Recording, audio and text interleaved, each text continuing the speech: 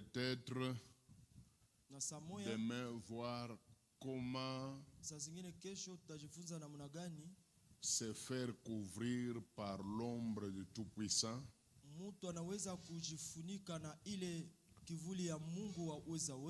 Et peut-être dimanche, nous allons voir les effets de la couverture de l'ombre du Tout-Puissant.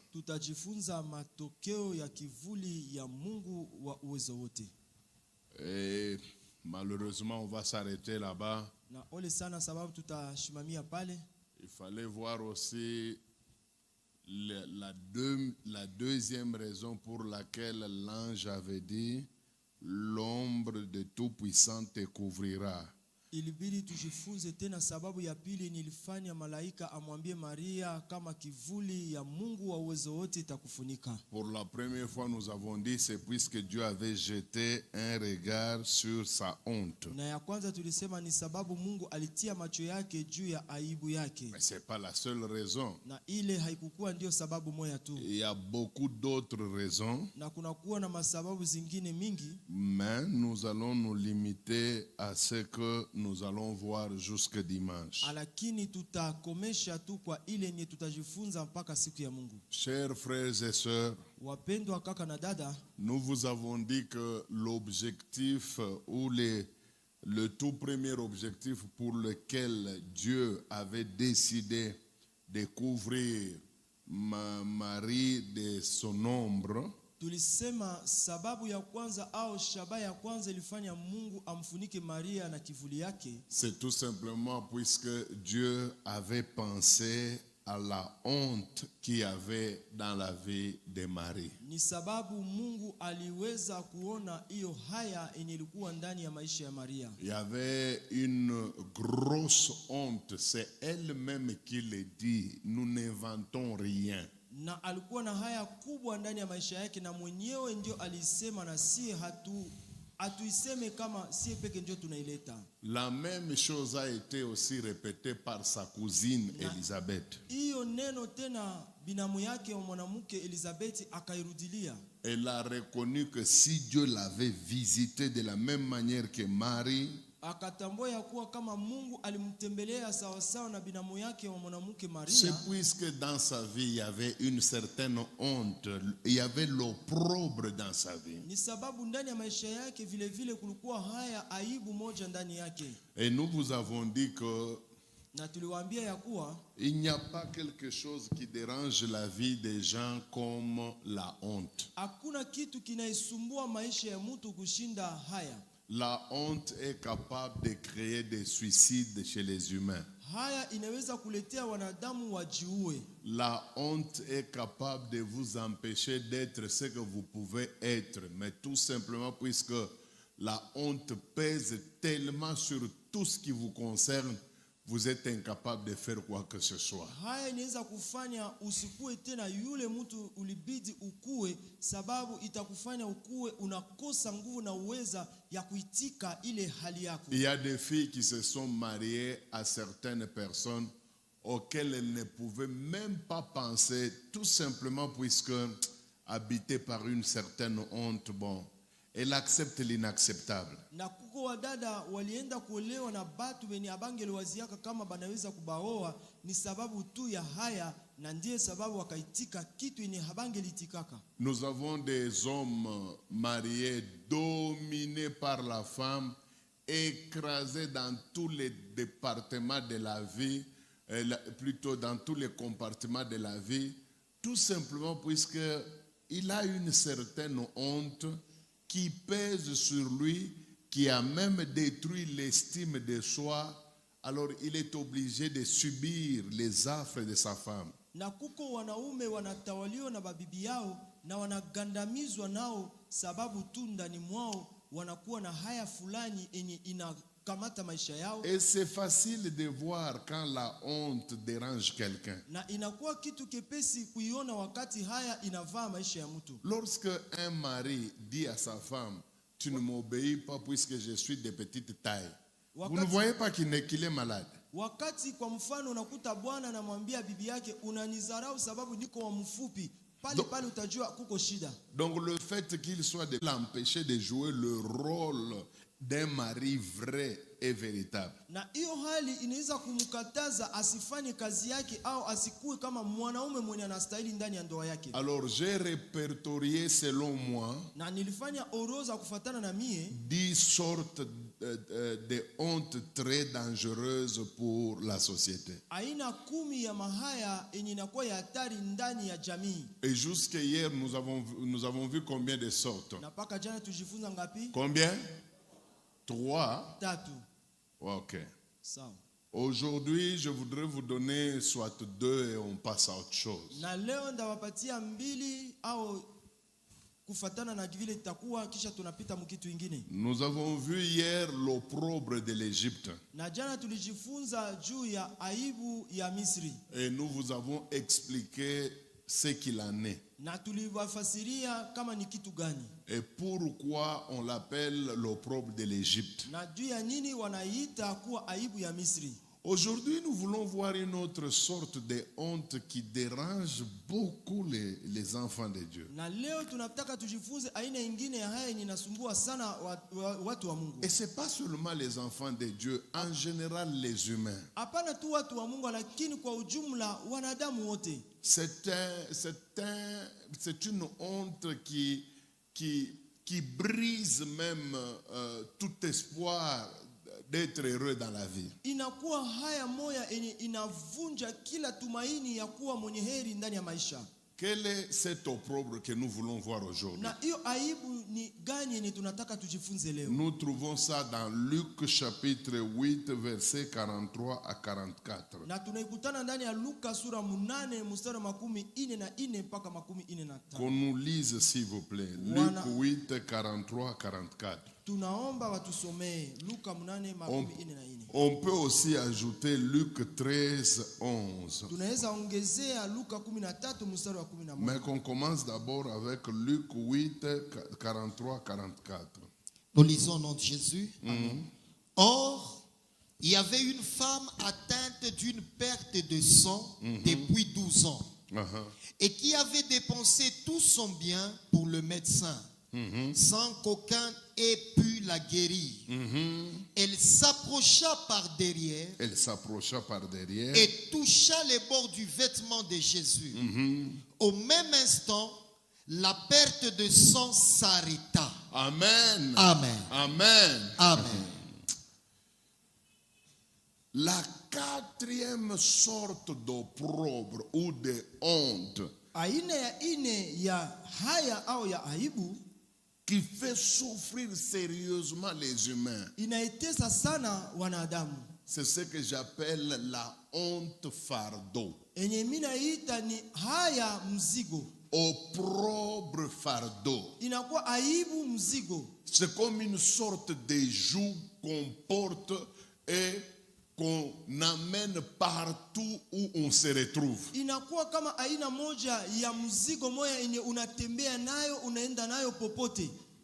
La honte fardeau c'est quoi? Na hiyo haya mzigo ni nini? C'est une honte qui nous est imposée par le fardeau que nous portons dans notre propre corps. Inakuwa haya yenye tunabeba ndani mwetu kutokana na ile mzigo yenye tunabeba ndani ya mili yetu. Ce fardeau peut être une maladie. Na hiyo mzigo inaweza kuwa saa zingine magonjwa. Ce fardeau peut être un défaut quelconque. Na hiyo mzigo inaweza kuwa ulemavu fulani. Parfois ça peut être une infirmité. Saa zingine inaweza kuwa ulemavu. Mais si nous n'avons pas une bonne vision de cette infirmité-là, na sasa kama tuna maono mazuri kufuatana na ile ça ulemavu, finira par nous imposer une sorte de honte qui va nous faire souffrir toute notre vie. mwisho itakuwa kwetu mzigo na haya yenye itatutesa maisha yetu yote. La Bible dit qu'il eut une femme Biblia inasema ya kuwa kulikuwa na mwanamke mmoja qui souffrait d'une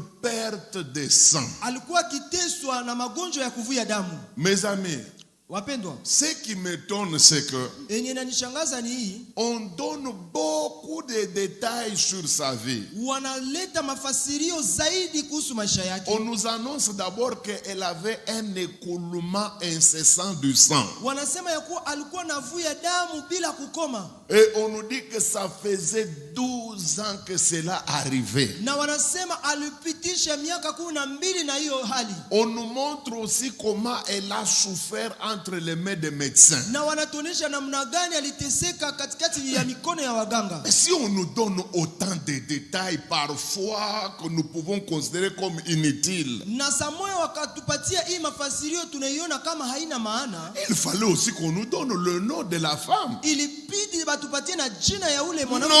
Non. Hapana kabisa. On l'appelle tout simplement Wanamuita tu par le nom du fardeau qu'elle prenait. kwa jina ya ile mzigo ile ilikuwa muyeye. Oh, la femme à la perte de sang. Mwanamke wa kuvuja damu.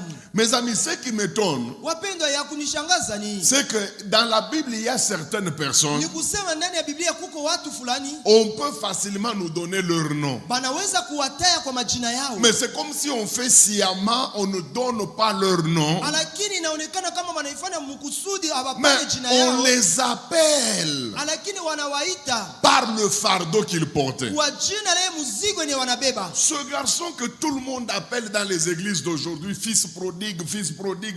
Partout quand vous entendez prêcher sur lui, on l'appelle toujours fils prodigue. Huyu kiana mwenye kila makanisa wanamuita mwana mpotevu, nafasi yote nakutana banahubiri wanasema mwana mpotevu. Est-ce que la question que je me pose, est-ce que c'est ça son nom? Swali yenye mimi najiuliza, je, ile ndio jina yake? Ça n'a jamais été son nom. Haiyakuwa jina yake. Mais aujourd'hui, lorsqu'on veut parler de lui partout dans le monde, Lakini leo kama wanataka wamseme popote duniani, on le surnomme fils prodigue. wanampanga jina ya mwana mpotevu. Vous savez pourquoi? Unajua juu ya nini? C'est puisque chacun de nous ici portera le nom que sa propre histoire lui donnera. Ni sababu kila mmoja wetu hapa atabeba jina yenye historia ya maisha yake itampatia. Et le monde a une habitude bizarre. Na dunia inakuwa na tabia moja mbaya. Le monde a un réflexe diabolique Na dunia inakuwa na vitendo ya kimashetani de nous appeler ya kutupanga majina toujours kila mara par le fardeau que nous prenons. kufuatana na mzigo wa mateso yenye natupata. C'est lui qui avait volé l'argent de son père. Aliyeiba pesa ya baba yake Et il est allé coucher avec des na prostituées. kaenda kuzini na wakahaba. Le monde a trouvé bon de l'appeler le fils prodigue. Na dunia iliona vema imupange jina ya mwana mpotevu. Cette femme qui apparemment avait beaucoup de moyens, Na huyu mwanamke mkumuona alikuwa na mapato yake ya mingi. puisqu'on a dit elle avait dépensé beaucoup de biens entre les mains des médecins, c'est qu'elle avait des moyens. Sababu wanasema alifanya gharama mingi katikati ya mikono ya waganga, ni kusema alikuwa na mapato. On pouvait même l'appeler une femme riche. Wangelimpanga hata jina mwanamke mtajiri. Non, le monde lui a collé Lakini dunia ilimubandika le nom du fardeau qu'elle portait. jina ya mzigo yenye alikuwa Et anabeba. puis elle avait quel fardeau? Na alikuwa na mzigo ya aina gani? Une femme qui coulait le sang d'une manière permanente. Mwanamke mwenye alikuwa anavuja damu bila kukoma. Demandez seulement à nos sœurs Muulize badada yetu au mama yetu qui vivent une période de bénédiction de 3 ou de 4 jours par mois. bene banakuwa naishi ile siku ya baraka ya masiku 3 kila mwezi. Demandez-leur comment ça les met mal à l'aise. Tubaulize namna gani nakuwa na basumbua. Mais imaginez cette femme ici à cette époque Sasa tuwaze mama mwa ile wakati yake où il n'y avait même pas de pampers, mwenye ile wakati ya kukuwaka hata pampers, où il n'y avait même pas tous les moyens que vous avez aujourd'hui pour prendre soin de vous durant la période de menstruation. na hii wa masiku kuko mabitu yote. Sasa ile wakati yao kukuwa ile mambo Elle yote. déjà à cette époque-là, Sasa huyu mama mwa ile wakati yake elle avait des saignements horribles. alikuwa na kuvuja damu ya hatari na ya Et ajabu sana. elle en a tellement souffert. Na akateseka na hiyo hali. De deux, Ya pili, en Israël, quelqu'un qui coule le sang, ndani ya Israeli mtu wa kuvuya damu elle est impure. anakuwa mtu mchafu. Il ne peut même, elle ne peut pas approcher la société. Hawezi hata kukaribia jamii. D'ailleurs, vous pouvez comprendre sa gêne. Na tena mutaelewa ile kusumbuka Comment yake. elle s'est arrangée pour être derrière. Namna gani alijifanya akuwe nyuma. Apparemment, elle ne voulait même pas qu'on se rende compte de sa présence. Kwa kweli akutaka batu wamuone. Puisque c'était une paria, une déclassée de la société. Sababu alikuwa mtu wa kutupiliwa, mtu mwenye walimutia kando. Elle n'était pas une ayant droit. Hakukuwa kabisa na haki. Et pourquoi? Juu ya nini? Puisqu'un grand fardeau pesait sur elle. Mzigo mkubwa ilikuwa juu yake. Elle saignait le sang. Alikuwa anavuja damu. Quel est le fardeau qui pèse lourdement sur toi? Na mzigo gani inakuvamia sana maisha yako? Moi, j'ai vu une femme Mie nilimuona mwanamke mmoja qui m'avait dit quelque chose que je n'ai jamais entendu depuis que je suis sur. akaniambia mambo yenye nilikuwa bado siyasikiaka maisha yangu. Quand je vous dis que je n'ai jamais entendu ça, je n'ai jamais entendu. Kama mimi nabambia nilikuwa kasiyasikiaka, ndio ni kweli. Elle me dit ceci: Akaniambia hivi, je suis normal. nakuwa kabisa mzima. Je suis femme 100%. Nakuwa kabisa mwanamke mie yote. Vraiment vraie femme. Kabisa mwanamke mzima. Mais j'ai un problème. Lakini niko na shida mchungaji. Chaque fois que kila mara yenye j'ai un rendez-vous de sexe avec un homme, niko na aliko ya kukutana kimwili na mwanaume. Étant copine, trop jeune, quand je grandissais, je pouvais avoir des copains. Na vile alikuwa kama msichana angelikuwa na wakope pembeni. Si nous prenons un rendez-vous, kama tunakamata aliko, pour que nous allions nous connaître, ili tuweze kukutana kimwili. Curieusement, mkishangaa, il y a un deuxième organe masculin qui naît de mon corps. Et je vais te donner tout le temps. Ndio papa. Puisque tu auras des problèmes pour interpréter. Ce corps est tellement développé qu'il parvient même à cacher l'organe naturel que Dieu m'avait donné. Alors, c'est arrivé première fois, l'homme a fui, il a même oublié des sous-vêtements, il est parti. Mais aussitôt que je quitte, tu vas interpréter, Yeah. je quitte l'hôtel, l'organe là disparaît. Même chose, un autre homme vient, nous allons à l'hôtel, ça pousse en quelques minutes. Un organe masculin. Mais l'organe initial, il est toujours là. Et les hommes en avaient marre, parfois agacés. D'autres criaient même. Ah! Ils fuient. J'ai une très mauvaise réputation à cause de ces hommes-là. Na huyu dada akasema kila mara alikuwa na aliko ya kukutana na mwanamume, na wakati wanaenda kwa chumba ya hotel kuko maumbile ingine inaota fasi ya ile maumbile yake ya kuzaliwa nayo, na kila mara ilikuwa nakimbiza wanaume, na hata sifa yake ikaharibika katikati ya watu. Attention avec les fardeaux que nous portons. Angalisho sana na mzigo yenye tunabeba. Ces fardeaux peuvent complètement déranger notre vie à 100%. Na hiyo mzigo inaweza kutuharibisha na kutubomoa sie wote mzima. J'essaie de te poser cette question. Najaribu kukuuliza hivi. Si c'était toi Ingelikuwa ni wewe qui étais cette femme-là, mwenye ilikuwa ule mwanamke, quelle sera ta conclusion? na mwisho utasema nini? Vas-tu continuer à vivre? Je, utaendelea na kuishi?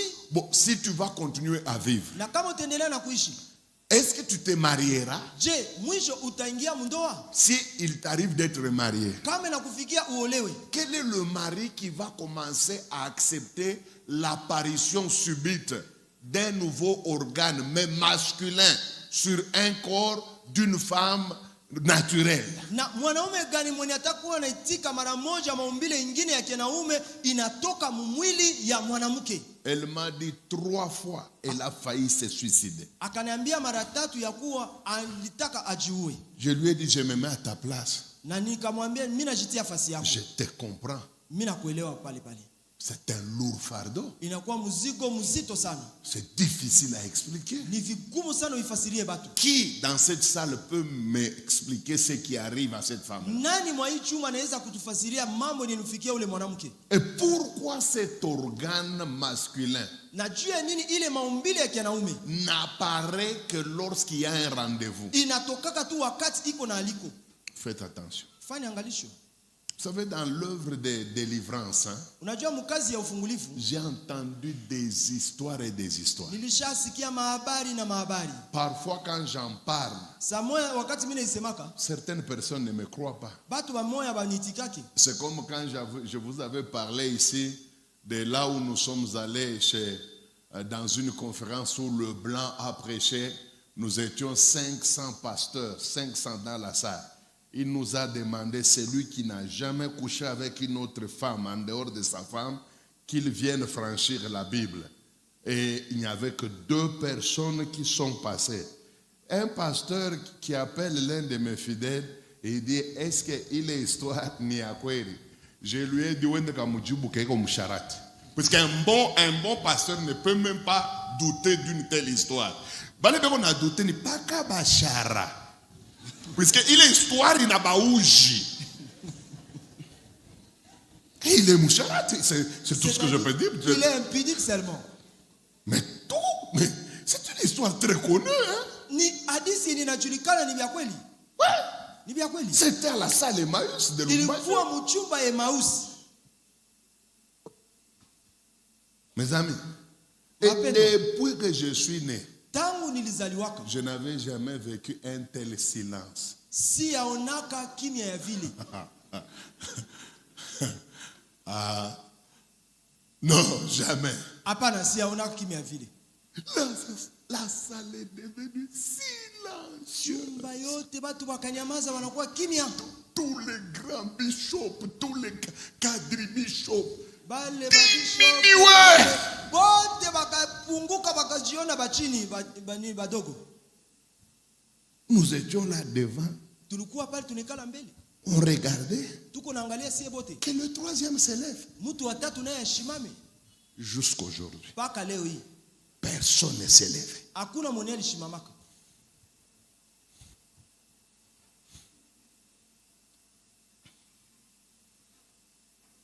C'est pourquoi si vous priez Dieu, Unajua senyi uko namuomba Mungu, priez-le sérieusement. umuombe kabisa ndani ya utaratibu na roho yako yote.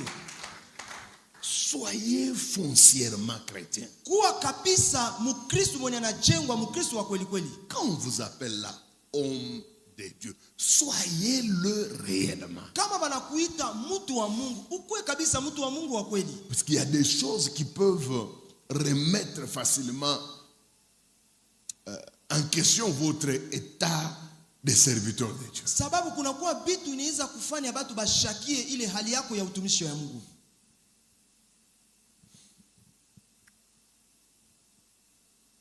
Cinquième honte, Na haya ya tano, et je crois que peut-être on peut s'arrêter là-bas. nawazia tutashimamia pale. Cinquième honte très dérangeante. Haya ya tano enye nasumbua tena. Celle-ci, elle est la plus dérangeante selon moi. Hii inakuwa ya kusumbua sana kufatana na mimi. C'est une honte qui fait très mal. Ni haya moyo yanaumiza sana. Il y a même des chrétiens qui ont abandonné la foi à cause de cette honte. Kunakuwa na Bakristo wengine baliacha imani juu ya hii haya. C'est laquelle? Ni haya gani? C'est ce que moi j'appelle Ni yenye mimi naita une honte cachée et privée. haya yenye nafichikana na kia binafsi. Je répète encore pour nos amis qui écrivent. Mimi narudilia kwa bale benye biko na juu ya bale benye biko naandika. La cinquième honte Haya ya tano qui fait très mal à l'église d'aujourd'hui, enye inaumiza kanisa ya leo c'est la honte privée ni haya et ya mtu yepe très cachée. na enye inafichikana sana. D'ailleurs, Na tena rien que les qualificatifs que j'ai donnés à cette honte, Kufatana tu na matamshi yenye mimi nasema juu ya hii haya, vous comprenez que ce n'est pas une honte de tout le monde. pale munaelewa kama haiko haya ya kila mtu. Ce n'est pas une honte qui concerne tout le monde. Haiko haya inahusu kila mtu. C'est une honte qui frappe un seul individu, Ni haya inapiga mtu yeye peke kwa kibinafsi, mais qui est très cachée. lakini inafichikana sana. Généralement, Na sana il n'y a que lui qui est au courant de l'existence de cette honte-là. ni yeye mwenyewe tu ndio anafahamia na kujua ile haya. Il peut arriver qu'à part lui, Inaweza kufikia saa zingine nje yake qu'il y ait des proches. kukue batu benye biko karibu yake. Mais souvent, la honte privée, Sana ile haya ya mtu yeye peke elle ne concerne que l'individu lui-même. inakuwaka na muhusu tu ule mtu yeye peke. Et puis, non seulement lui-même, Hapana tu yeye peke kwa mais kibinafsi, c'est une honte cachée aux yeux de la société. na ni haya yenye inafichikana mbele ya jamii. Et puis, elle frappe même les grands. Na ile haya inapiga hata watu wakubwa. Surtout, c'est une honte Sana ni haya qui s'intéresse à ceux-là qui semblent réussir dans la vie. inawahusu au inawapigaka wale wenye wanaonekana kama walishafaulu, walishapata maisha. Il arrive que cette honte frappe les pauvres, oui. Inafikaka ile haya nayo inapiga wa maskini, ndio. Il arrive aussi qu'elle frappe les moins connus, oui. Ndio inafikaka inapiga na wale wenye hawajulikani sana. Mais en général, Lakini kwa ujumla c'est une honte qui ne s'intéresse qu'à une certaine race. La race de ceux-là qui ont réussi.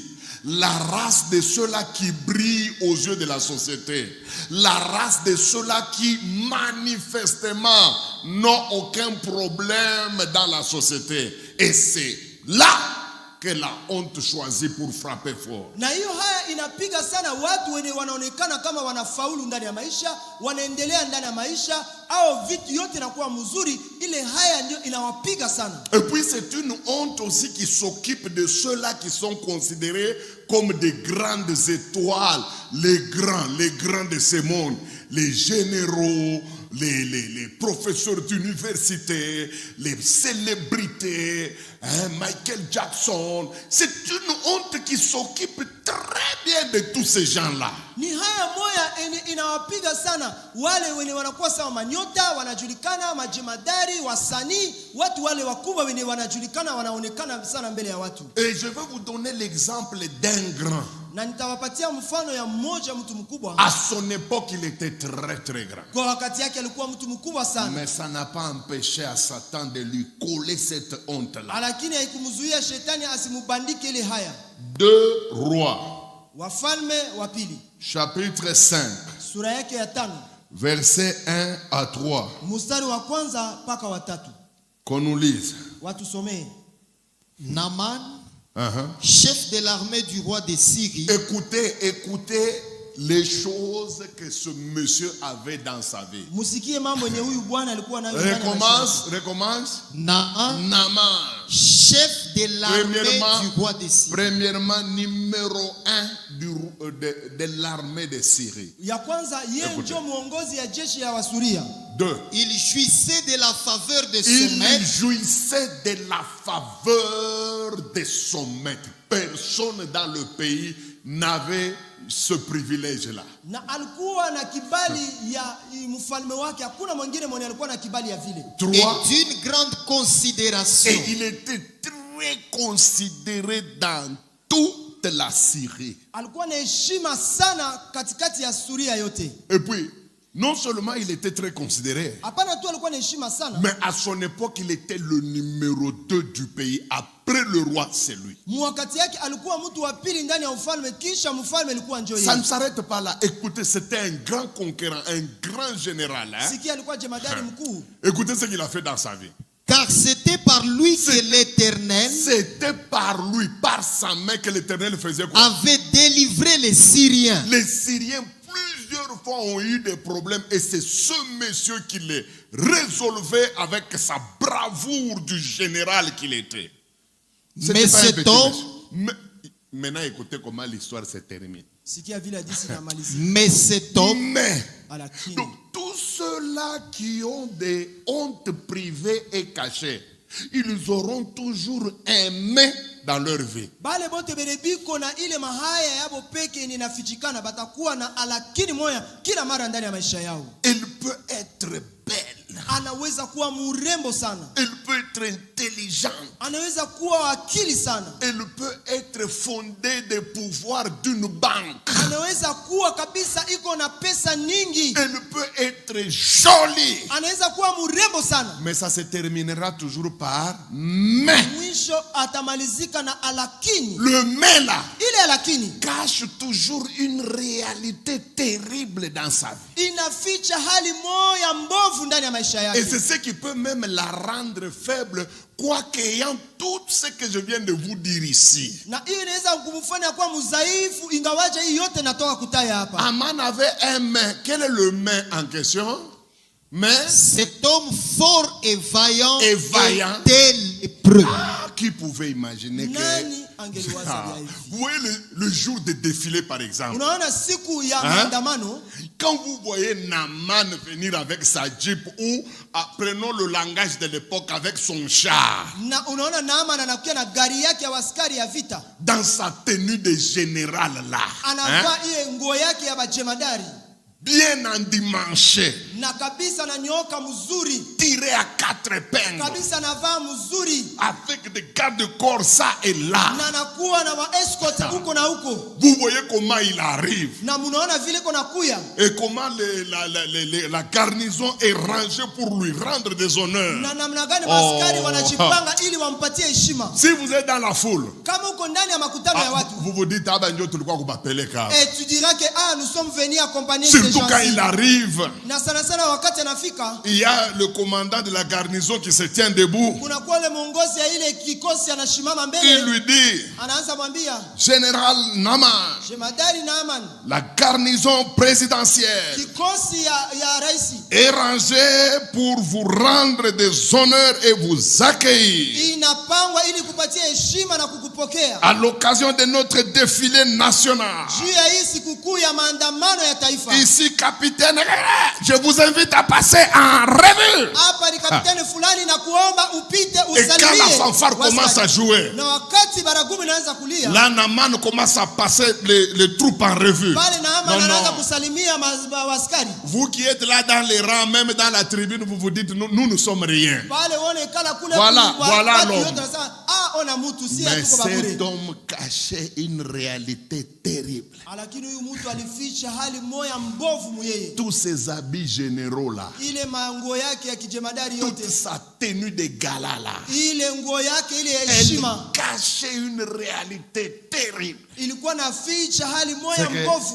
Naaman, quand il revenait chez lui Ni kusema wakati Naaman alikuwa anarudia kwake nyumbani et qu'il se mettait devant le miroir na anajiangalia mbele ya kioo et qu'il commence à enlever toute sa tenue de général, na kuanza oh là kuondoa nguo là, yake ya jemadari, il voyait une réalité que personne ne connaissait en Syrie. alikuwa anaona hali moya ni hakuna mtu usuria alikuwa anajua, Les gardes du corps gardaient son corps, mais ils n'étaient pas au courant de ça. na wale wa escort yake walikuwa wanamchunga, Et lakini pourtant, hawakujua ils hiyo. sont chargés de garder le corps. Kumbe wanatiwa pale ili wamulinde, walinde mwili ya mwongozi Mais wao. une grande honte habitait ce corps. Lakini haya aibu C'est moja que- mkubwa ilikuwa nakaa ndani ya ile mwili. Quand Naaman enlève son costume, Wakati Naaman anatosha koti yake, il voit la lèpre. anaona ukoma. Je crois, Na wazia c'est la seule chose qui le mettait à genoux. ni kitu moja nilikuwa namtupa chini na mwangusha chini kabisa. Il en souffrait tellement qu'il désirait même qu'on échange des corps, même avec son domestique. Au lieu qu'il garde le corps qu'il a là, le corps lépreux. Non, non. Vaut mieux kubeba ta mwili ya domestique, ni ibebe mi ni ivale, ya bebe yango. Mais c'était une honte privée à lui, cachée en lui. Na alikuwa anatamani hata abebe mwili ya mtu mwingine, saa zingine ya mtumishi wake, mtu wake wa kazi, lakini ilikuwa haya yenye ilikuwa namutesa sana, ilikuwa yake kibinafsi yake peke yake. Ce sont ces hontes-là qui nous mettent mal à l'aise. Na ndio hiyo maaina ya hivi ya mahaya yenye inatutesa na tusumbua sana. Dernièrement, j'ai suivi Na masiku napita nilifuata une jeune fille dada moja msichana sur les réseaux sociaux. nilikuwa namfuata kwa mtandao ya jamii. Elle demande, apparemment son français était un français ivoirien apparemment. Na kumsikia alikuwa anasema Kifaransa ya watu ya Ivory Coast. Elle appelait à l'aide. Alikuwa naomba wamsaidie. Elle dit, si vous connaissez des hommes de Dieu capables de m'aider, aidez-moi. Anasema kama unajua watu ya Mungu bene banaweza kunisaidia banisaidie. Car je sens que je suis au bout, je ne peux pas continuer comme ça. Sababu mimi nasikia mimi nafika mwisho, sitaweza endelea hivi. Alors, c'est lui qui a organisé cette émission-là, lui a posé cette question. Ule mwenye alifanya ile émission akamuuliza hivi. Pourquoi tu appelles à l'aide? Jua nini unaomba wakusaidie? Elle dit ceci. Anasema hivi. J'ai une réalité, j'ai gardé ça des années. Maintenant, je suis au bout, il faut que j'en parle. S'il y a moyen que les hommes de Dieu m'aident. Lui, elle est allée loin, elle a dit, même s'il y a un marabout, vous comprenez que c'est une païenne. Elle dit, même s'il y a un marabout ou n'importe qui soit capable de m'aider, qu'il vienne m'aider. Anasema niko na hali moja nilishaficha, napita masiku mingi na nitesa sana. Kama kuko watu wa Mungu wanisaidie, na kaenda mbali sana, anasema kama kuko hata mfumu wa kunisaidia anisaidie. Alors la personne lui dit, tu souffres de quoi? Na ule mtu akamuuliza unateseka na kitu gani? Elle me dit, depuis ma jeunesse. Akasema tangu ujana wangu. J'ai une honte que je porte dans mon corps des années. Niko na haya moja ni mimi nabeba mwili yangu miaka mingi. C'est que la première fois que j'ai eu des rapports sexuels avec un homme, nikusema mara ya kwanza nilikutanaka kimwili na mwanaume, pendant les rapports, wakati ya kukutana kimwili, l'urine a commencé à sortir de mon corps. Na mkoyo ilianza kuvuja kutoka ndani ya mwili yangu. Bon, mon premier partenaire a pensé que c'est puisqu'il venait de me dévierger, et moi-même, bon, j'ai pensé que bon, ça pouvait être comme ça, hein? Na huyu mwenye nikutanana naye wa kwanza aliwaza sababu vile alinitosha ubikira yangu, na mimi peke nikaielewa vile. Deuxième fois, na mara ya pili sasa, j'ai uriné encore na pendant le rapport. Tena. Mais cette fois-là, la proportion prenait toujours de l'ampleur, hein? Donc il y avait un peu beaucoup de liquide, d'urine sur le lit. Na hiyo sasa wakati sasa kulikuwa mkoyo ya mingi juu ya kitanda. Troisième chose, même chose. Quatrième, j'ai dit non, il doit y avoir un problème. Je vais chez les médecins, les gynécologues, les sexologues. Ils ont tenté de faire ce qu'ils ont voulu. Le phénomène a commencé. Il me dit, je quitte l'Afrique, je vais en Europe. Je dis, peut-être ici les démons là vont me laisser. Premier rapport sexuel en Europe. Là, j'ai rempli l'urine tous les lits. Et ce qui est grave, pasteur, il disait à son coach là. Il dit, le garçon m'a menti qu'il allait à la salle de bain, qu'il revenait, il est parti pour toujours. Moi aussi, étant dans l'hôtel, bon, je me suis dit, il fallait que je parte, puisque même les gens qui gardent l'hôtel ne vont pas trouver normal une telle piscine. Alors,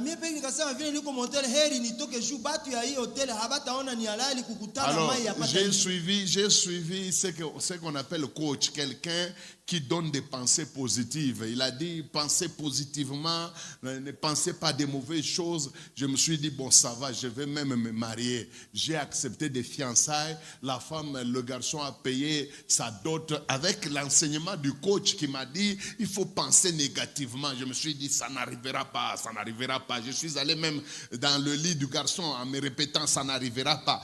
Au premier toucher, papa, j'ai fait pipi comme si nous étions à 23. Le pipi est allé même par terre, jusque dans le couloir. Le fiancé, wow.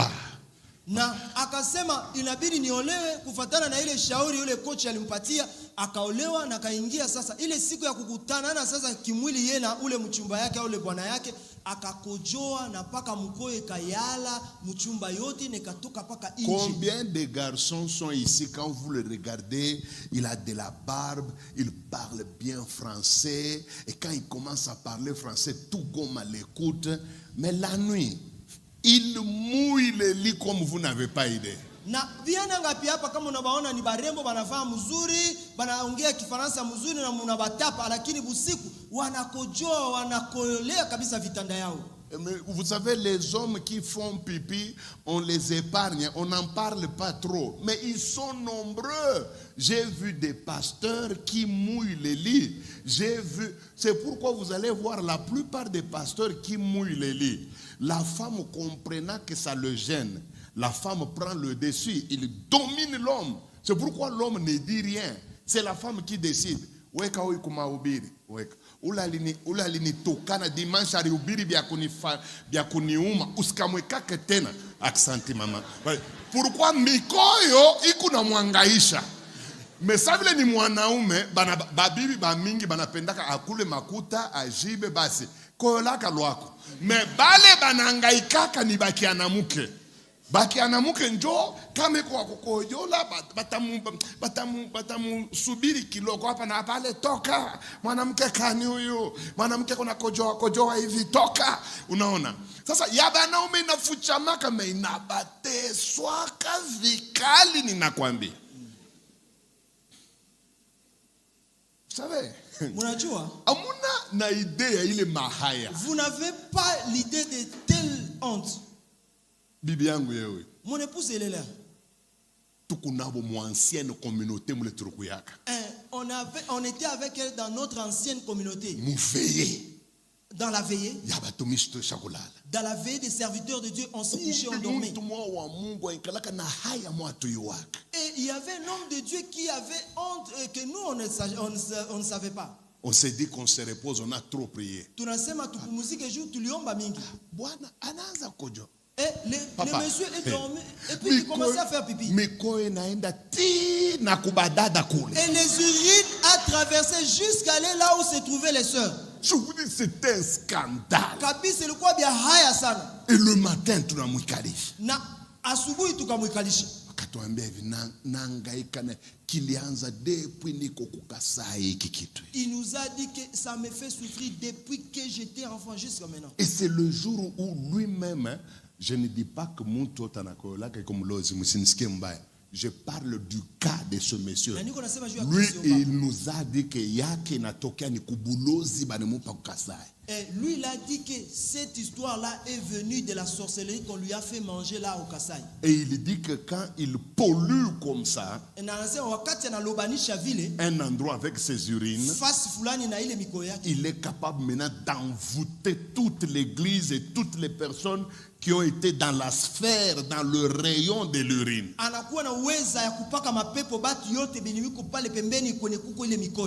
Quelle est cette honte privée, cachée, que tu entretiens dans ta vie?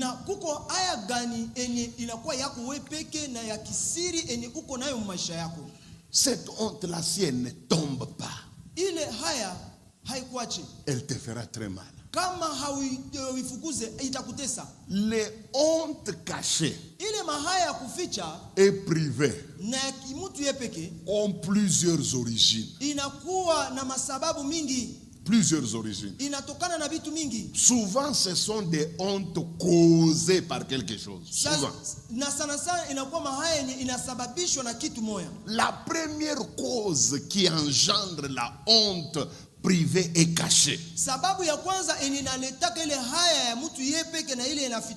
c'est d'abord la culpabilité. Combien de gens souffrent ici d'une certaine honte que seuls eux-mêmes connaissent? Mais ça a été causé par la culpabilité. J'ai vu une femme renfermée sur elle. Jamais n'acceptait d'avance. Bon. hakukuwa napenda bamtongozi, Et pourtant, très joli. na kumbe alikuwa wa mrembo sana, Très bien bâti. alikuwa kabisa anachapwa anajengwa mzuri. Elle avait ce que les Quinois appellent Azana Badone Nyonso. Anakuwa na yenye Bakinao anasema iko na vifaa vyote. Les formes, n'en parlons même pas. Ile hali vile ya kuchapwa, Les rondeurs, n'en parlons même pas. ile kiuno usiseme. Mais elle ne voulait jamais le mariage. Lakini hakutaka hata siku moja Elle kuolewa. était malheureuse, maigrichonne, Alikuwa mwenye ole wa kugonda gonda, maigrelette. lakini mwa kudogo. Et pourtant, elle mangeait. Kumbe alikuwa nakulaka, Elle avait un problème. alikuwa na shida, Elle avait une honte alikuwa na haya moja que nous, on ne connaissait pas. yenye si hatukuwa najua. Un jour, j'ai prêché sérieusement Na siku moja nikahubiri yangu yote sur les rapports sexuels incestueux. juu ya kukutana kingono ya kijamaa. C'est alors que cette femme va me dire, Na sasa mwisho ule mama kaniambia, je n'aime pas les hommes. sipendake wanaume, Je n'aime pas le mariage. sipendake vya ndoa, Je n'aime pas tout ce que le monde me propose. sipendake vyote ni dunia inanipatiaka. Pourquoi? Juu ya nini? Puisque j'ai couché avec mon père. Sababu nilijuanaka kimwili na baba yangu C'est mon mzazi. père Ni baba yangu mzazi qui m'a déviergé. ndio alinitoaka À ubikira yangu. partir de là, Na tangu ile siku elle a porté une honte cachée en elle-même. akabeba haya moyo ni alificha ndani yake. À la regarder comme ça, vous ne pouvez rien soupçonner. Mkumwangalia hivi hawezi wazia hata Mais kitu. elle-même souffrait au-dedans. Lakini yeye mwenyewe alikuwa anateseka ndani yake. Elle était coupable de quelque chose qu'elle avait fait. Alikuwa anajihukumu kufuatana na kitu C'est alifanya. pourquoi certaines hontes, hein, Na ndio maana kuko mahaya moya moya, pour en guérir, juu upone nayo vous devez vous repentir. inabidi ufanye toba, Vous uiseme. devez vous confesser. Inabidi uiseme Il kabisa. en va de votre intérêt, Ile mes inakuwa amis. ya faida yako bandugu. On ne vit qu'une seule fois. Hein. Mtu anakuwa naishi tu mara moya. Il n'y a pas une vie au brouillon et une vie au propre. Hakuna maisha moya ya kutia kwanza pembeni kisha njoo na kuwa Si vous itengeneza. voulez que les choses changent, Kama unataka mambo ibadilike, avouez certaines choses. kiri itika bitu moya fulani. Frère, vous avez couché avec votre maman. Ndugu, ulijuanaka kimwili na mama yako mzazi. Ça va créer des choses dans votre esprit. Itakumbia bitu muro yako. Il y a des culpabilités éternelles. Kunakuwa kujihukumi ya kimilele. La seule manière de s'en débarrasser, Namna moja ya kuachana nayo c'est d'en parler. ni kuisema. Quelle est cette honte qui pèse sur toi? Haya gani ile inakuwa mzito juu yako? On t'appelle belle femme. Banakuita mwanamke mrembo. Tu l'es effectivement. Kweli uko mrembo. Mais pourquoi chaque nuit, ton mari se réveille avec des mauvaises odeurs et quand on regarde les draps, tu as déjà fait caca?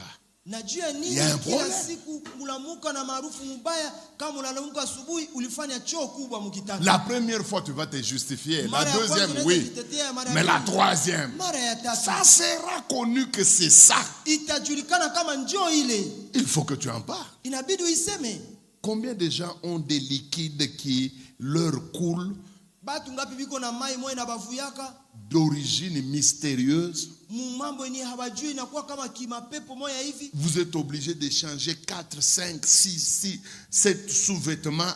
Mais tu vas le faire jusqu'à quand? À un certain moment, il faut que ça s'arrête. Na kila siku inabidi ubadilishe chupi mara 5 mara 7 na utaendelea paka wapi? Inabidi Mais- fasi moja ibikome. Même ta technique qui consiste à te réveiller à 4 heures du matin pour te débarrasser de tous les draps, d'urine plein, et tu te réveilles, tu laves. Ça marchera comme ça jusqu'à quand? Il arrivera qu'un jour vous allez partir dans un camp évangélique. Tu vas encore te réveiller à 4 heures du matin. Non. Un jour, maman Adassa dira tel. Tutaenda mumaombi, mumafungo fwachi fulani. Kule utalamuka tena 5 heures ufule. Itajulikana. Ça va Itajulikana. se savoir ce jour-là. Il faut que les choses changent. Inabidi mambo ibadilike. Voyez, vous ne savez pas là où les hontes privées, les hontes cachées peuvent nous amener.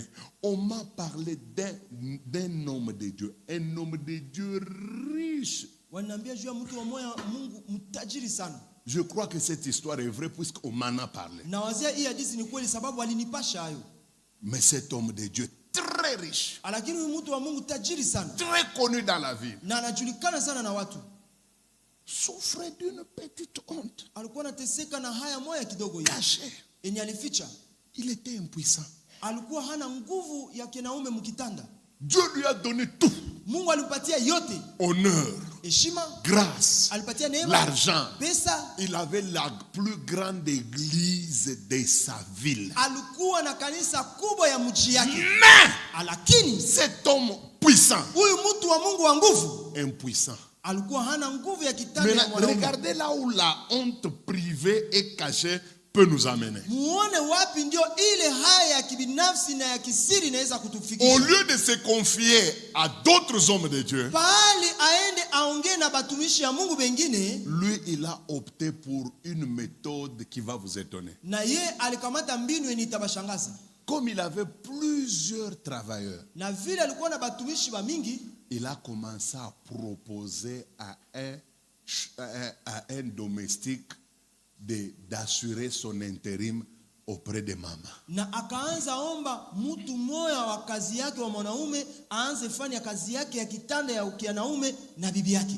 Oui, mais pour la première fois, tant que le domestique gardait sa bouche, ça allait. Na paka ile wakati mtu wa kazi alikuwa anafunga kinywa, bila yendeka mzuri. Maman pasteur s'est retrouvée dans sa chambre, Na bibi ya mchungaji alikuwa anakuwa mchumba yake, tellement le domestique était performant. na vile yule mtu wa kazi alijua kazi, Et lui, le pasteur, calmait sa conscience. Il oubliait au moins ses déboires d'impuissant.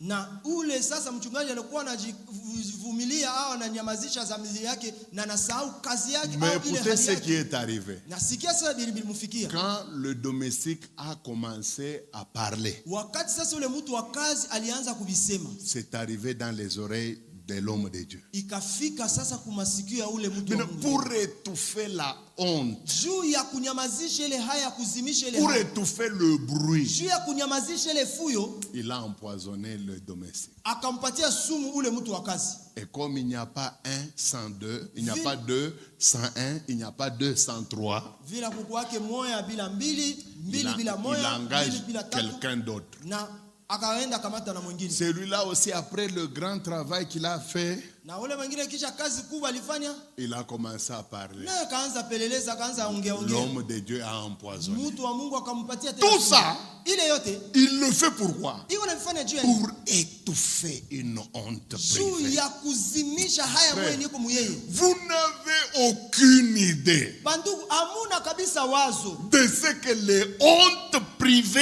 et cachées sont capables de produire comme conséquence. ya ile haya ya mtu ye peke na ya kuficha enye inaweza kuleta ndani ya maisha ya mtu. Et comme on dit, 40 jours pour le voleur Vile wanasemaka siku 40 juu et ya un mwizi, jour pour le propriétaire. na siku moja juu ya mwenyezi vitu. Tuant les gens comme ça par poison. Na uko napatiaka watu sumu hivi. Je ne sais pas si c'est la 6e fois, 7e fois, Sijue kama ni mara ya 6 au 7, le pasteur a été arrêté. mchungaji wakamubana. Et dans cette affaire de la 6e fois, Mwa ile mara ya 6 on a remonté la filière. bakapandisha On a mnyororo. compris que même les autres travailleurs qui mouraient là, Bakaelewa na bale watumishi c'est wote walikuwa lui wanakufa. qui les a tués. Ni yeye ndio alikuwa Et anabaua. vous savez quelle a été la sentence? Munajua alipata malipizi gani? Condamné à mort. Balimpatia malipizi ya Un kufa. pasteur qui est condamné à mort à cause d'une honte privée.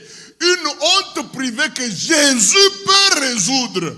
Mais tellement que la honte l'avait revêtu, il a oublié que Jésus-Christ pouvait faire quelque chose. Vous n'avez aucune idée de ce que les hontes sont capables de faire. Il y a des gens ici qui ont déjà tenté de se donner la mort.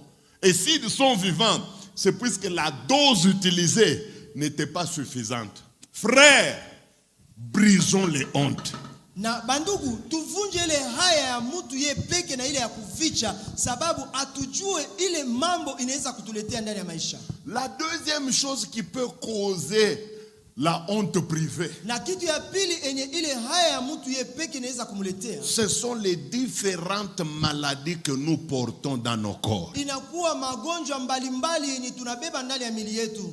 C'est vrai que quand vous avez une maladie comme la stérilité, ce n'est plus privé. Kweli kama uko na magonjwa saa utasa haiko tena ya mtu yeye peke. Parce que tout le monde se rendra compte que depuis que tu es au mariage, tu ne mets pas au monde. Sababu kila mtu atajua kama tangu uliingiaka mbulu. Ça, ce n'est pas privé. Ile haiko ya mtu yeye peke. C'est populaire. Inakuwa ya watu yote. Mais quand c'est une impuissance, Sasa kama inakuwa kukosa nguvu ya kitanda, qui le saura? nani ndio ataijuaka?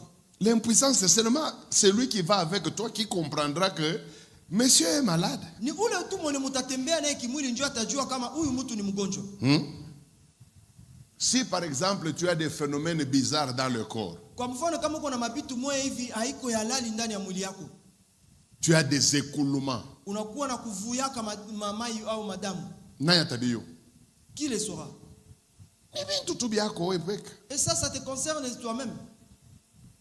Jopolo no abantu bene atengia mu toilette 10 heures. Munajuliza banduku. Mwenye mu toilette mwanenda. Celui-là qui est parti aux toilettes. Eko na tia rangi. Est-ce qu'il est en train de peindre la toilette ou quoi? Ah, eko na mamambo. Non, il a des histoires.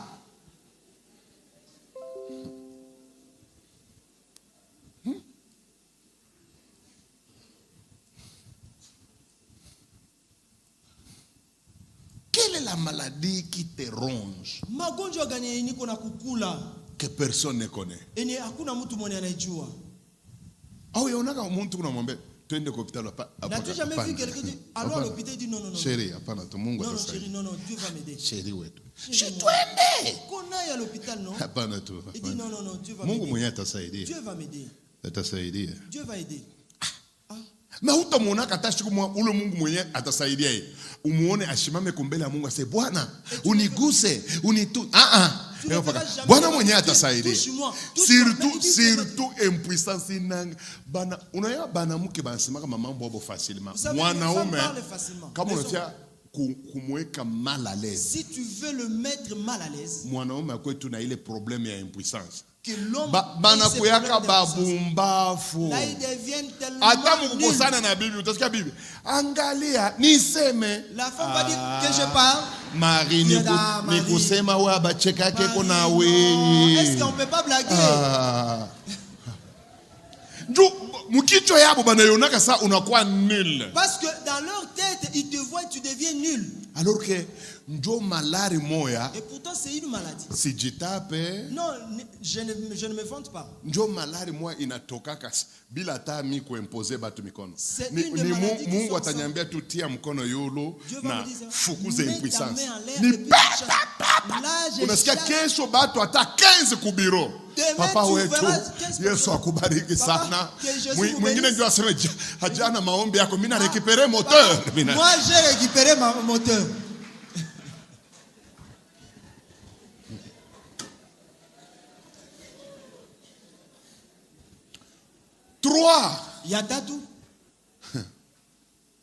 La troisième chose qui cause les maladies privées et internes.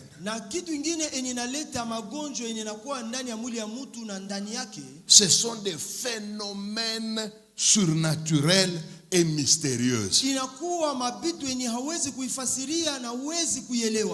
Et c'est ce qui dérange beaucoup de gens.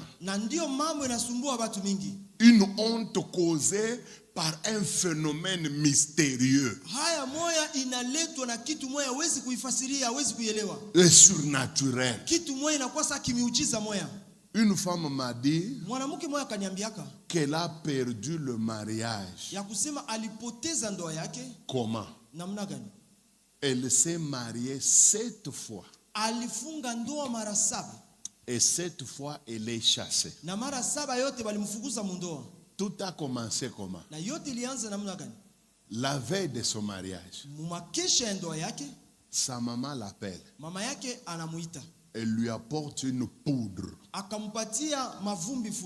Elle lui dit c'est pour nous les femmes. Il faut que tu lapes, tu suces cela. Ça va t'aider à être performant au lit. Et ton mari va t'aimer. Elle a mordu à l'hameçon. elle a pris cette poudre-là. akakamata ile vumbi akailambula. Mes amis, elle va chez elle. Bandugu akaenda kwake. Le premier jour, très bien, puisqu'elle avait un bon corps, hein, et puis elle a fait du bien à son mari, bien qu'elle n'était pas vierge. Na siku ya kwanza alikuwa na mwili yake mzuri, akamfurahisha Bwana ingawaja kukua bikira. Le lendemain, Kesho yake sasa elle voit dans le rêve akalota, akaona mundoto sa maman lui apportant un gros chien, mama yake anamuletea imbwa moya mkubwa, un chien phénoménal. mkubwa kabisa ya ajabu. Et dans le rêve, Na mwa ile ndoto sa maman lui impose d'enlever les habits. mama yake akamwambia avule manguo, Elle a enlevé les habits na akavula manguo, et le grand chien na ile imbwa kabambi a commencé à lécher son intérieur. akaanza kulambula maumbile yake. Et pendant qu'elle léchait, Na wakati alikuwa analambula, la femme avait des sensations bizarres. mwanamke alikuwa anajisikia namna moya mubaya, Et puis, c'était le rêve, elle s'est réveillée. na ilikuwa mundoto na kalamuka. Le lendemain, ils avaient des intimités avec l'homme. Na kesho yake alikuwa na kukutana kimwili yeye na bwana yake. L'homme ne l'a pas reconnu. Bwana hakumtambua tena, C'était un boulevard. ilikuwa kabisa njia kabambi. L'homme nageait comme dans n'importe quel lac. Mwanaume alikuwa naogelea kama ni kwa ziwa gani ile, Donc, il n'a pas compris. hakuelewa ile vitu. Et il a demandé à sa femme qu'est-ce qui va mal. Akauliza bibi kitu gani yaendeke. Ça fait un bout de temps que nous sommes avec toi, ça va très bien. Kuna kuwa wakati kidogo tuko na wewe hapa, vitu vilikuwa Le vizuri. lendemain, la même chose. Na kesho ya kufuata ilikuwa vile vile tu. Donc tout son intérieur a été foutu. Na ndani yake yote iliharibika. Des liquides de toutes sortes en sortaient. Na mamai ya kila aina ilikuwa namvuya. Le mari lui a dit, dehors. Bwana akamfukuza. Et quand elle va à la maison, Na sasa akarudia kwabo, elle redevient normale. akarudia tena yeye Quand mzima. elle commence à coucher avec les copains, Sana anza kuyuana kimwili na aba wanaume nje, elle met même au monde. na kazala hata mtoto. Mais dès qu'on la prend par le deuxième, Sasa tu wa pili anamkamata kundoa, phénomène boulevard. akapata tena ile njia ya kabambi. Elle ne mettra jamais au monde. Dans un mariage normal. Mundoa alali hakuwa na Elle dhambi. en a connu sept mariages. Aliingia mundoa mara 7. Parmi 4 avec voile. Na mwa ile mandoa ine alikuwa na vala lushungi. Ça, c'est un phénomène diabolique. Ile inakuwa hali moja ya kimapepo. Causé par quoi? Inaletana na inatokana na nini? À la fois par la poudre Inatokana na ile et par mavumbi, le grand chien qu'il avait léché. na ule imbwa kabambi mwenye alimulambulaka. Regardez, on l'a léché dans le sommeil, Ona bali mulambula mundoto mais musingisi. les effets sortent dans la vraie vie. Matokeo yanaonekana mu maisha ya kimwili hivi. Combien de gens ont des phénomènes comme ça? Watu ngapi biko naishi ile mabitu? J'ai vu une femme qui, au lieu de lait, sortait du sang. Na niliona mwanamke mmoja pahali atoe maziwa ya mtoto iko natosha ndio damu. Le sang, au lieu du lait. Hein. Pahali ya maziwa ya mtoto itoke. Elle a pleuré comme un enfant. Alilia sawa mtoto. Kima fait ça? Cherchez-moi un homme de Dieu. Anazala. Elle met au monde. Pahali ya maziwa. À la place du lait. Ni damu ndio kunatoka. Tena C'est ya du sang qui mingi. sort. Mambo ya kusaga damu haikauki mumwili. Et ce qui est étonnant, le sang ne s'arrête pas ou ne finit pas dans son corps. Mtu mwana anamwambia aseme na yuwaka frère moya hivi anaombeaka batu nikakuletee. Et quelqu'un dit que je connais un frère qui prie pour les gens, je vais l'amener. Il vient me chercher. Nakakia kuniona. Tunaenda kwa hospitali. Nous sommes partis à l'hôpital. Kumkuta musutiane shakweka bima watu bigo juu bigo na retenir damu.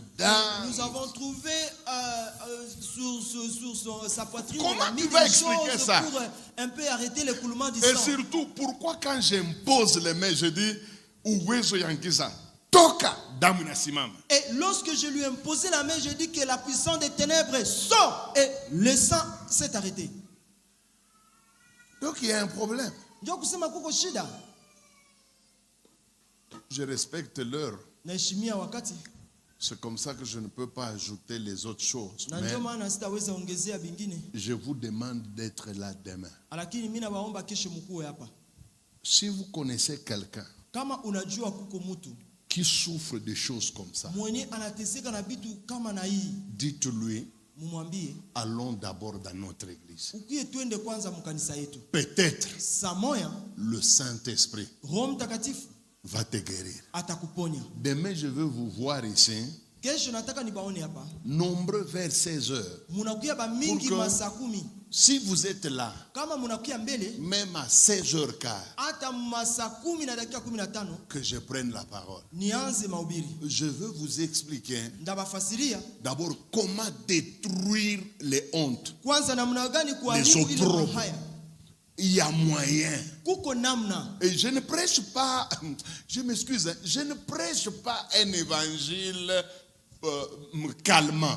Na siko na ubiri mahubiri ya kubatuliza hapana. Je ne suis pas dans l'évangile. Bon, Zamba kosalela yo, Zamba kosalela yo. Je ne suis pas là-bas. Ah, siko mubile. Moi, je te prêche des choses que je vis. Mie niko na kuhubiri vitu yenye niliishi. Ce que je vois tous les jours de ma Mambo vie. yenye niko naona kila siku maisha yangu. Je ne dis pas que je suis spécial. Hein? Sibambie kama niko ajabu hapana. Très ordinaire. Nakuwa kabisa wa kawaida. Mais je crois tellement dans la puissance du Saint-Esprit. Lakini naamini sana uwezo wa Roho Mtakatifu. Et je m'attache tellement à Jésus. Na mimi nambatana sana na Yesu. Et il est content, il m'a dit, je vais t'accompagner partout où tu prêcheras. Na alifurahi anasema nitakusindikiza popote mahali utakuwa na ubiri. Si tu es là, Na kama uko hapa, et que tu acceptes parfois de te repentir, d'ouvrir ton cœur, unaitika utubu na kufungula roho yako, il est possible inawezekana. que certaines hontes qui ont régné des années dans ta Mahaya vie yenye ilitawala miaka na miaka maisha yako, s'arrêtent définitivement demain. ikome mara moja na lote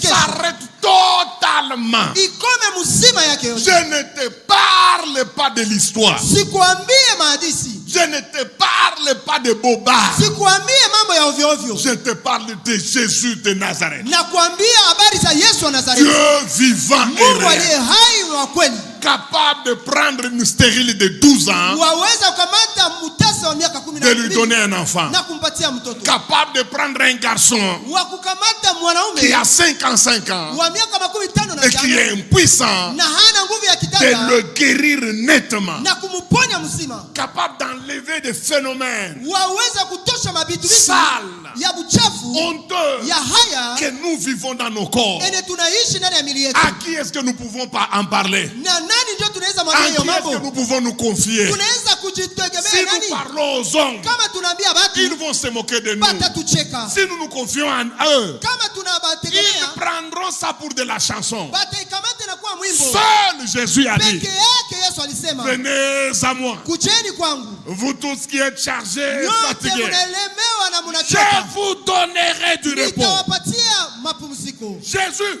Yesu va vous donner du repos. atawapatia mapumziko. Jeune fille, Dada msichana, même si vous avez l'habitude d'uriner dans votre lit, hata unakojoaka mkitanda, Jésus Yesu peut arrêter cette urine. anaweza kukomesha ile Il kuojoa. n'a pas besoin de 5 minutes. Hahitaji dakika 5, Rien que par sa parole, ni kwa neno lake tu il peut vous guérir instantanément. anaweza kukuponya pale pale. Quel est le problème que vous avez? Shida gani unayo? Quelle est la honte qui vous dérange? Haya gani na kusumbua? Quels sont les phénomènes qui vous rongent Mambo gani na kukula? au point où vous vous voyez nul? Ukiwangu ni unakuwa wa bure. Jésus peut vous reprendre. Yesu anaweza kukurekebisha. Alléluia. Jésus peut vous reprendre. Yesu anaweza kukurekebisha. Hosanna ni mambo. Alléluia. Hosanna. Hosanna ni mambo. Alléluia. Hosanna. Hosanna ni ma. Hosanna ni ma. Hosanna ni mambo. Hosana ni mambo. Hosanna ni ma. Haleluya.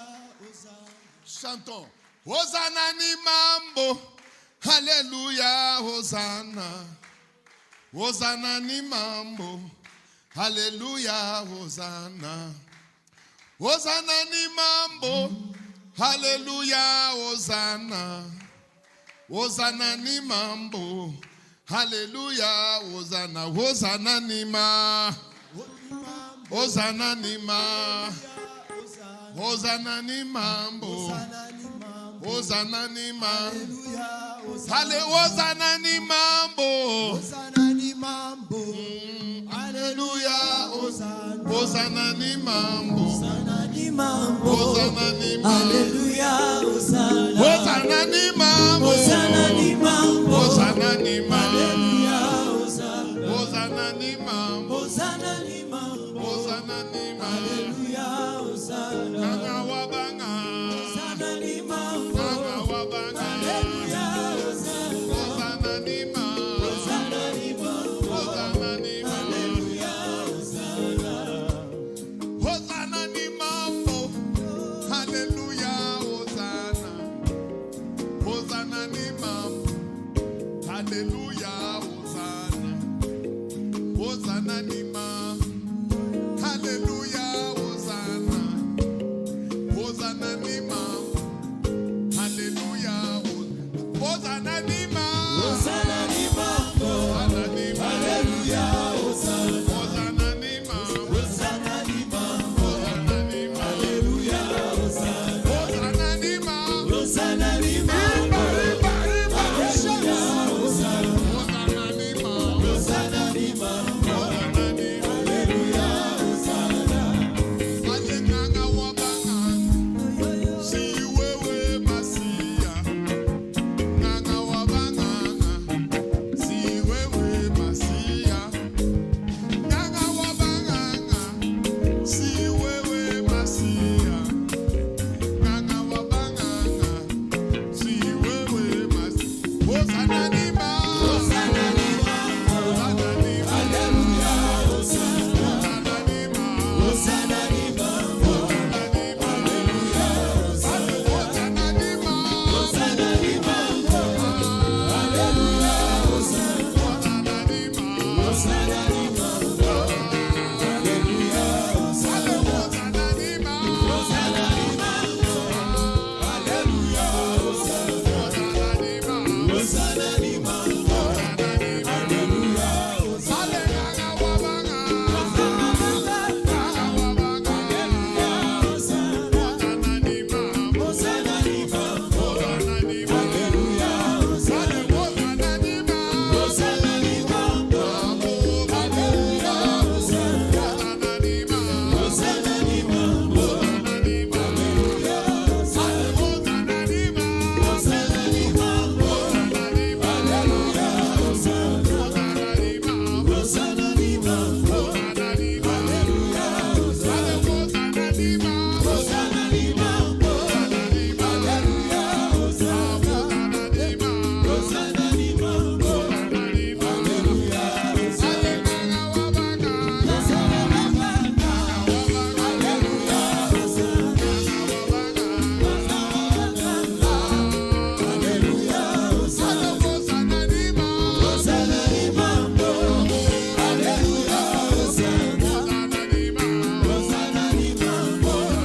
Hallelujah, Hosanna. Huku naingia mu maombi. Nous entrons en prière. Huku naingia mu maombi. Tu entres en prière Umukamatie Mungu et dis à Dieu, mambo ya ile haya prive kwa maisha yako. parle-lui de ces choses-là, de la honte Bwana privée qui est en Mungu toi. aitoshe. Que le Seigneur Dieu l'enlève. Tuombe, tuombe. Prions, prions, commençons la prière. Hosanna Prions. ni mambo. Hosanna ni mambo. Hallelujah, Hosanna. Hosanna ni mambo. Hallelujah, Hosanna buko. Hosanna buko. Hallelujah, Hosanna buko. Hosanna buko. Hallelujah, Hosanna ni mambo. Hosanna ni mambo.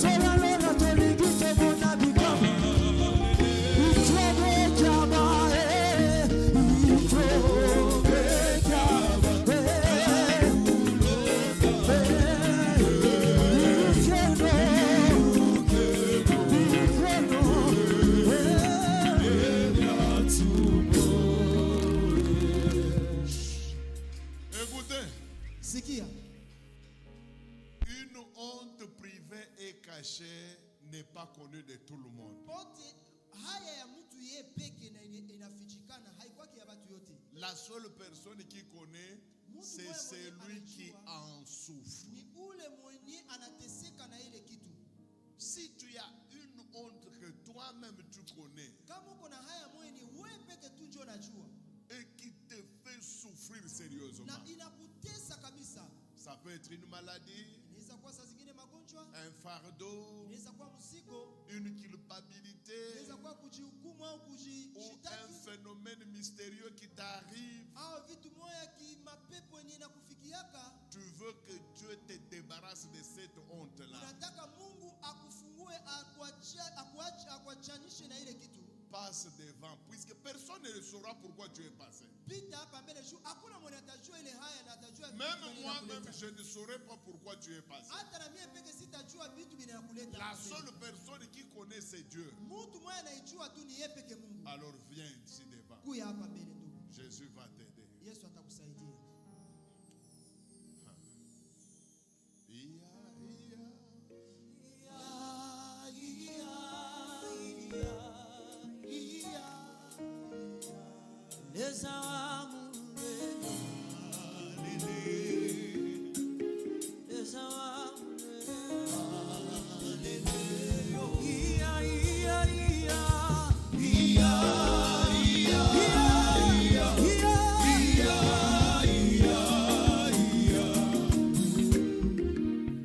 Écoutez mes amis, vous qui êtes ici devant, Musikie bandugu, nyie bene muko hapa mbele. Jésus